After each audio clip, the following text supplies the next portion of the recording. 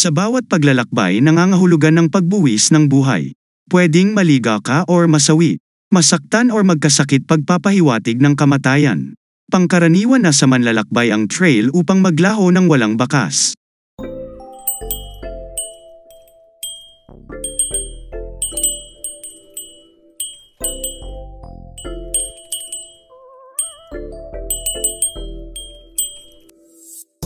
Ang kwento ng Banday. Naglalakbay sa kagubatan ang dalawa. Kinukulit ng bata ang lalaki. Pinapaamin kung may kakayahan ba siyang makakita? Dahil hindi niya kayang talunin ang halimaw ng ganun-ganun lang. Ang bilis ng iyong kilos ay kakaiba.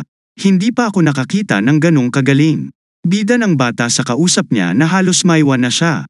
Hey, pakinggan mo ako, sambit niyang muli. Lagi ka ba nakakadaupang ng mga ganoong halimaw?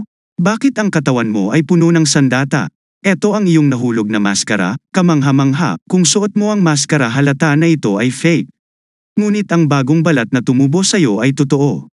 Nakakaloka. Paano mo ito ginawa? Nakikinig ka ba, tanong ng bata? Pansamantalang tumigil ang lalaki. Lumiko, hinawi ang damuhan. Nakakita ng mga bunga para makakain. Halata ang tindi ng gutom and kanyang naramdaman. Hindi pa nakontento, pagkaraan ay hinugot ang kanyang sandata. Natakot ang bata sa pag-aakalang nap-icon niya ito. Dumiretso sa ilog, tumayo sa gitna ng tubig at kumuha ng mga isda gamit ang kanyang espada. Akmang kakainin niya ang isda. Pinigil siya ng bata. Nagningas ng apoy ang bata gamit ang isang patpat at bato upang lutuin ito.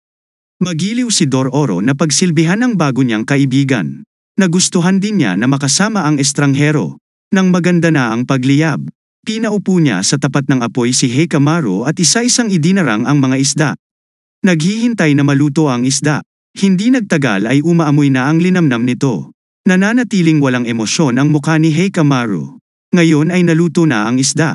Ibinigay niya ang isa. Hindi naramdaman na nasa harapan na niya pala. Kinuha ng bata ang kamay ng lalaki, hudyat na maaari na siyang makakain. Bumalik sa unang hinala ang bata na hindi talaga ito nakakakita o nakakarinig man lang. Kakaiba talaga, minsan may kilos siya na aakalain mong nakakakita. Habang kumakain ang lalaki, pinipilit niyang aliwin ang lalaki. Hanggang sa inalok niya ang lalaki kung gustong magkapera. Hinihingi ang tiwala na sila ay magiging milyonaryo basta't siya ang bahala. Hindi naririnig or nakikita ang nais na ipahayag ng batang si Dororo. Isa lang ang siguradong nakikita niya mula noong siya ay bata pa. Ito ay ang silakbo ng damdamin. Sa pamamagitan ng kulay, ang puo at galit sa mundo bilang siya ay kakaiba. Nakakaya niyang tukuyin ang panganib sa pamamagitan ng kulay. At kaya din niyang matukoy ang mga pambihirang nilalang sa kanyang lakas na nag-anyong tao. Ito ang kanyang naging pamamaraan upang malampasan ang kadiliman na kanyang nararanasan. Si Dororo ay nananatiling malapit kay Hikamaru dahil wala siyang nararamdamang panganib sa batang ito. Dahil ang kaluluwa ng batang ito ay hindi nagpapayahag ng anumang panganib sa kanya. Ramdam niya na mabuti ang bata, kaya komportable din siya dito. Pagkaraan ay ibinigay pa niya ulit ang isa pang mas malaking isda dahil siya ay malaki at maliit naman ang sa kanya. Dahil siya ang nagluto, pagkaraan ay nakatulog sa sobrang pagod ang bata. Bumalik ang kanyang alaala. Naglalakad ang isang lalaki sa nayon sa panahong namamatay ang mga tao, sanhi ng mga di mapigil ang digmaan. Kung saan si Jukai, na may mabuting kalooban ang nagbibigay ng serbisyo sa mga sugatan at namayapa na. Sa pamamagitan ng paglalagay ng mga prosthetic sa bawat casualties, ang nagpangalan ng Hikamaru sa kanya. Gayunpaman, ang bata ay mahimbing na natutulog habang nagsasambit ng mga salita sa kanyang panaginip. Biglang nagising sa kanyang pagkakahimbing. Nagtanong ang bata kung may nasabi ba siya habang natutulog. Humihiling ang bata kung maari bang malaman ang kanyang pangalan. Katulad pa rin ng dati, walang reaksyon na naganap sa dami ng tanong. Lumapit ang bata, hinawakan ang kanyang kamay at ihinaplos sa kanyang muka. Sinambit na siya. Si Dororo, ikaw, ano ang pangalan mo? Hindi pa rin makakuha ang bata ng kahit anong impormasyon. Sabay sabing okay, ikaw si Mr. Nobody. Nagpaalam na muling matutulog. Lumipas ang mahabang gabi, at sumibol ang magandang umaga. Tumatakbo papalapit si Dororo kay Hikamaru, ibinaba ang mga cherry na dala-dala. Habang si Hikamaru ay nanghuhuli ng isa, nilapitan niya ito upang ibalita ang patungkol sa narinig niyang balita na pagkakaperahan nila. Niyaya niyang sa pampang at naglakad-lakad. Sinimulan ang kwento na kanyang dala-dala. patungkol sa panghuhuli ng halimaw sa lugar na hindi kalayuan sa kanila ngayon. Ang balita na ang bawat dumedayo sa lugar ay biglang naglalaho ng walang bakas. Naniniwala siya na kayang kaya iyon ni Heikamaru tulad ng kanyang ginawa dati kung saan sila unang nagkatagpo. Interesado ang maabilidad na bata dahil ang papalaran ay may kaukulang gantimpala. Sa kabila pa nun ay makakatulong pa sila sa pagligtas sa kapwa. Magandang idea, di ba? Hindi niya nase-sense na panganib ang halimaw na sa paligid lang at nakatanaw sa kanila, kaya patuloy lang silang naglakad. Maganda at maayos sana ang pamumuhay sa naturang lugar. Ngunit walang mga tao na pag-alagala. Mukhang may umaataking monster na kinatatakutan ng mamamayan. At biglang lumabas ang isang mama, narinig ang kanilang pinag-uusapan. Ang patungkoy sa halimaw. Ipinahayag ng bata na alam niya kung ano ang kanilang surelenen. At ibinida na mayroon siyang magandang balita. Ang kanyang kasama ay napakahusay sa pagsugpo ng mga halimaw. Ano ang masasabi mo, tanong ni Dororo sa kanyang kausap? Totoo ba kaya niya? Tanong ng mama. Malinaw pa sa lahat ng malinaw ang sagot niya. Sa katunayan nung nakaraang araw lang natalo niya ang isang higanting halimaw sa isang saglit lang. Nakita iyon ng dalawang mata ko pagmamalaki niya. So paano na? Mabibigyan mo ba kami ng pagkakataon? Wala naman mawawala, di ba? Napakaswerte nyo. Kung magagawa nyo ito, kami ay handang magbigay ng kaukulang pabuya. At sumang-ayon ang mga tao sa nayon. Pinuno, nagustuhan ko ang iyong sinabi, pahayag ng batang si Dororo. Nagpakilala ang mama bilang si Denkichi. Si Bandai ang aming pinuno, siya ay hindi makalakad dahil sa kanyang injury sa hita. Inanyayahan ni Denkichi ang mga panauhin sa kanyang tahanan upang makakain na rin ng hapunan. Tuwang-tuwa ang bata sa alok ng mama. Kinagabihan nakapasok na sila sa kanilang tutuluyan. Isang kwadra kasama ang kabayo. Pero tuwang-tuwa na parang nasa paraiso si Dororo. Bukod pa sa napakasarap na kinain niya. Dahil sa kawalan niya ng tahanan sa mahabang panahon. Sa kanyang pagbabalik ganita, napatanong siya kung totoo kaya ang problema nila sa pananalasa ng halimaw. Wala silang mga taniman. Paano kaya sila nagkakaroon ng ganoong karaming pera? Tumunog ang bell, napudpod ang kandila, dumilim ang paligid, bumukas ang pinto. May isang nilalang ang nasulyapan ni Dororo. Napasigaw siya. Lumapit siya kay Heikamaru. Itinuturo niya ang halimaw na natiling walang pakialam si Heikamaru. Kahit anong himok niya sa kasama ay nanatiling walang naganap. Pilit niyang hinuhugot ang espada sa braso ni Heikamaru. Pagkaraan mag-yuwant ng halimaw ito ay tumalikod na. Pagkaraan ay pumasok si Denkichi, inuusisa kung ano ang nagaganap. Nagtatanong kung nakita nila ba ang halimaw? Sumagot ng oo si Dororo, pero pinalagpas muna ngayon, huwag kang mag-alala kaya namin ito. Pagtataka ang mama na nakatitig kay Heikamaru. Lumipas ang magdamag, nakatulog ng maayos ang dalawa. Maya-maya isang katok sa pintuan ang gumising sa dalawa. Magandang umaga, gising ka ba? Ipagpaumanhin ninyo ang aking pag-abala sa inyong mahimbing na pagtulog. Ang pinunong Lady Bandai ay pinapatawag kayo. Ipagpaumanhin ninyo sa biglaang patawag.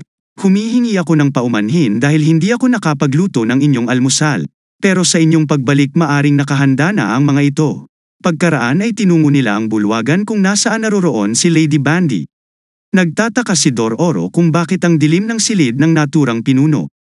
Iniwan na sila ni Denkichi, umilo ang kandila sabay sa tinig ni Lady Bandai. Humihingi ng paumanhin sa kanyang kalagayan mula nang magka-injury siya sa legs ay nanatili na lang siya sa kanyang silid. Laki ng pasasalamat niya na kahit ganoon ay pinagtiwalaan peren siya ng nayon na pamahalaan ito. Tawagin niyo akong Bandai. Pagpapakilala ng pinuno. Nanatili ang pagkatitig ni Dororo kay Bandai. Napatanong ang pinuno kung mayroon bang problema, bata? Ipinahayag ng banda na nagagandahan lang siya sa mukha nito. Tumugon ng pasasalamat si Bandai sa tinura ng bata. Ipinagpapaumanhin ni Bandai ang kagarang pagpapatawag sa kanila. Ayon sa naririnig niya sa kanyang nasasakupan, lalo na sa lalaking kasama ng bata na maaring kakilala ko, at tama pala. Nagtaka ang bata sa pag-aakalang magkakilala sila. Kumislap ang mata ni Bandai, hudyat na ito ay hindi mga normal. Nakaramdam ng kakaiba si Heikamaru, binunot niya ang kanyang sandata. Napasigaw ang bata. Anong ginagawa mo, boy? Tanong ni Bandai. Pinipigilan ni Dororo si Heikamaru, iginigiit na tao ang kausap nila at hindi halimaw. Nadinig ng mga alalay ang komisyon, nagsipasukan ito. Lahat sila ay nakaawat sa panig ni Heikamaru, nagulat sila sa sandata, Pinalabas siya ng silid dahil sa nakaambang panganib na maganap. Pinadala sila sa isang kulungan. Nagagalit pa si Dororo sa pinaggagawa ng kaibigan. Hindi niya nilabanan ang halimaw na nakita niya.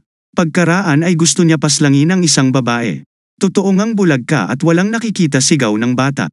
Biglang nagsalita ang matandang kalbo na kasama nilang ikinulong sa silid piitan.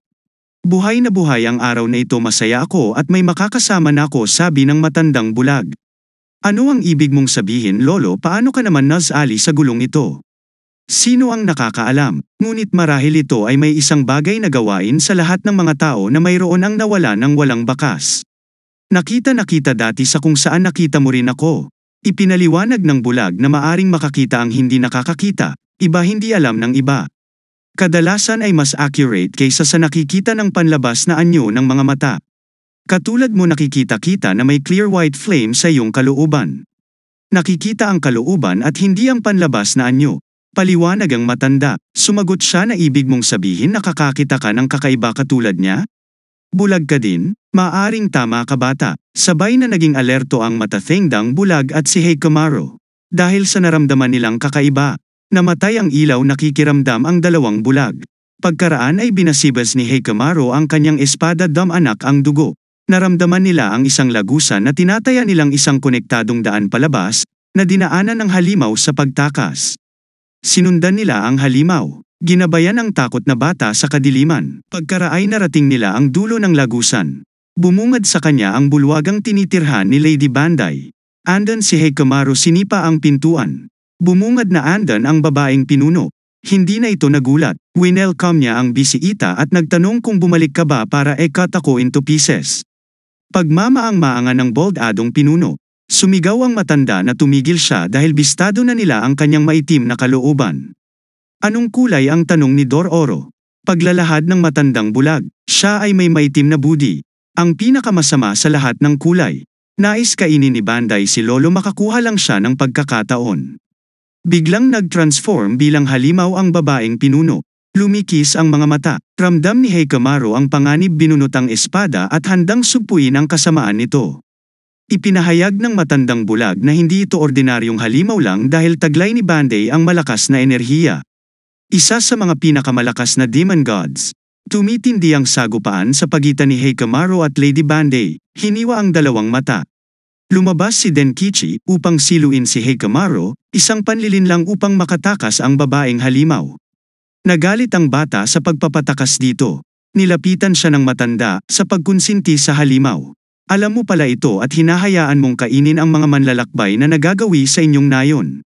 Wala po akong choice kung hindi ko gagawin yun, kaming lahat dito sa village ang kanyang uubusin, saad ni Denkichi.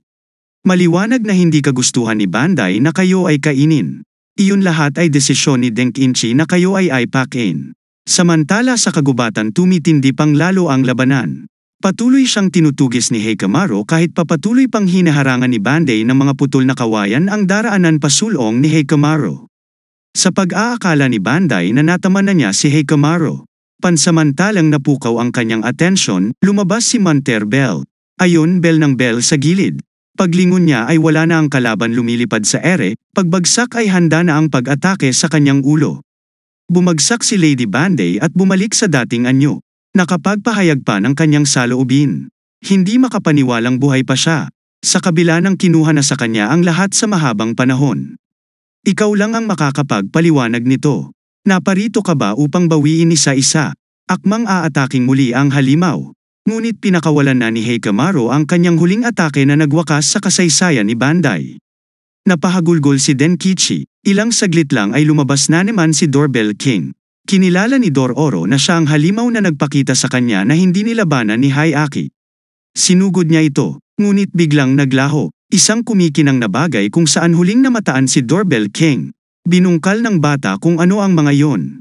Tinukoy ng matanda na yon ay pera ng mga manlalakbay na itinago ni Banday pansuporta sa village na sumusuporta sa kanya.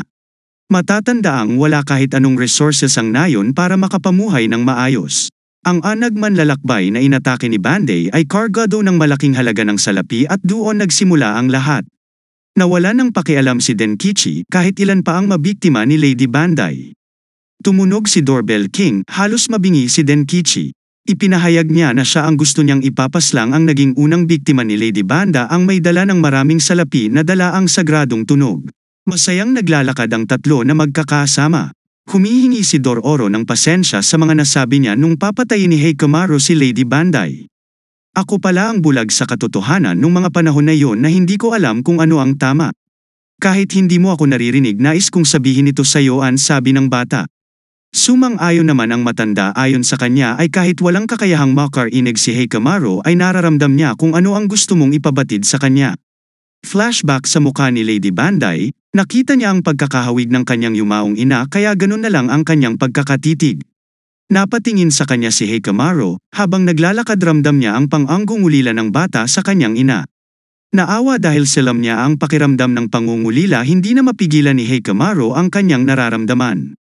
Panumandali ay tumindig sa kanilang harapan si Heikamaru. Hinaplos ang mukha ng bata.